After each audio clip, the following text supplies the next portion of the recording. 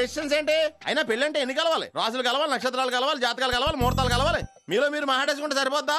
కనీసం మేము సంప్రదింపులు కూడా పనికిరామే ఏంటి? అబ్బాయి అమ్మాయి మనసులు కలిసిన తర్వాత ఇవన్నీ అక్కర్లేదురా. అయినా నీకొచ్చిన ఇబ్బంది ఏమిటి? కళ్యాణం వచ్చినా కక్కు వచ్చినా ఆగదంటారు. ఇదంతా ఈశ్వరేశ్వర. డైరెక్ట్ గా పాయింట్కి వచ్చేస్తున్నాను. వినమ్రా, ఇన్నేళ్ల మన సాన్నిహిత్యంలో ఒక్క రోజైనా, ఓ గంట అయినా, కనీసం ఒక క్షణమైనా నన్ను ప్రేమించలేదా? మీ మీద నాకు కంగారు పడుకో. ఫీలింగ్ తో అడిగాను, ఫీల్ అయి చెప్పు. జోకులేంటి? జోకులు వేసిన అన్నయ్య గారు జోకులు వచ్చి ఉదయం గుడికి వచ్చేస్తానండి. ఉంటానండి. బాయ్ విన్ని. అన్నయ్య గారు రేపు గుడికి వచ్చేయండి. మీ నాన్నగారు వచ్చారా? ఆగండి ఆగండి, మీరు నాకు మాట ఇవ్వాలి. ఏంటది? ముందు మాట ఇవ్వండి. సరే మాట ఇచ్చాను. ఏంటది? మీరు టక్కున 3 విషయాలు గుర్తుపెట్టుకోవాలి.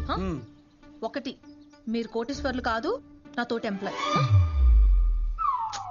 2, మీకు అమ్మా నాన్న లేరు, అనాథ. 3, మీకు డబ్బున్న వాళ్ళంటే అస్సలు పడదు. ఏంటిదంతా?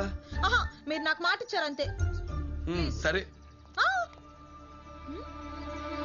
అంటే రాధ తన యజమానిని పని మనిషిగా పరిచయం చేసిందనమాట. Very interesting.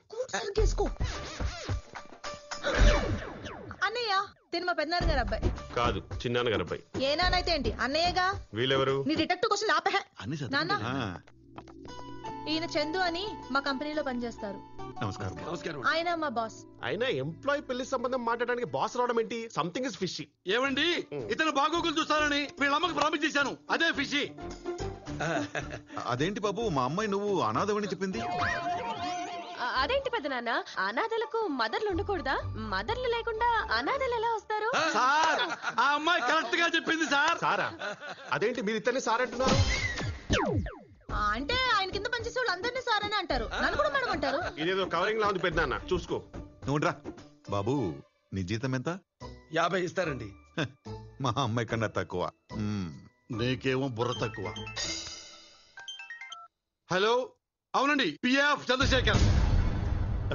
10 నిమిషాలు పోయి చేయండి. Thank you. అదేంటి చంద్రశేఖర్ పిఏ అన్నావు? ఏదో కన్ఫ్యూజన్ ఉంది. లేదండి, పిఏ చంద్రశేఖర్ అని చెప్పానండి. పిఏ అంటే పోసాని ఆదిత్య చంద్రశేఖర్ అండి. పిఏ ఆఫ్ అన్నావు. ఆఫర్ గానే కరెంట్ ఆఫ్ అయిందేంటి? ఏమైందిరా? ఏదో గోడ బలంగా తగిలింది. గోడ దగ్గరికి నువ్వెందుకు లేవరా? లేదు పెద్దనాన్న, గోడే నా దగ్గర కొంచెం తగిలినట్టు అనిపిస్తుంది. గోడొచ్చిందా?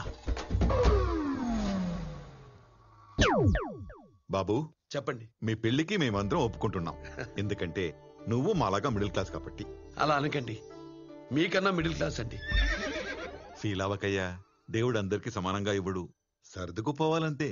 కాకపోతే మా స్థాయిలో మీ పెళ్లి గ్రాండ్ గా 10 లక్షలు ఖర్చు పెట్టి చేస్తాం. అంత గ్రాండ్ గానా సార్? మా పెద్దనాన్న రేంజ్ అది. సరే, వస్తామండి. అల్లుడు గారిని పంపించిరామ్మా.